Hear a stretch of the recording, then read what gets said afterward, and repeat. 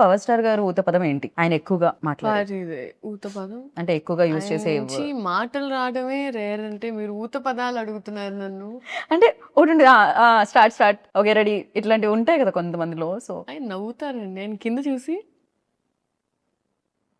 అంటారు అది. మీరు పవర్ స్టార్ గారిని ఇమిటేట్ చేశారు కదా ఇప్పుడు. ఇమిటేట్ చేశానా? ఇమిటేట్ చేసి నేను ఇమాజినేషన్ లోకి వెళ్ళాను. ఇమాజినేషన్ లోకి వెళ్ళాను. అమ్మ బాబోయ్. బట్ బ్యూటిఫుల్ గా ఇమిటేట్ చేశారు. అది ఇమిటేషన్ అంటారు. నేను యాక్చువల్ గా ఏంటంటే ఫస్ట్ టైం కలిసి ఐ అజ్యూమ్ సార్ ఇట్లా సినిమాలో అంటారు.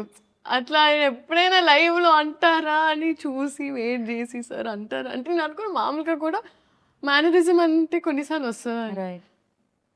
ఇది కూడా ఆయన మేనరిజం కదా, అది వచ్చేదా ఎక్కువ సార్?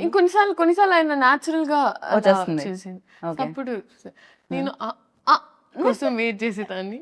30 రోజులైంది రాలేదా? సినిమాలో చూసుకోమా అన్న.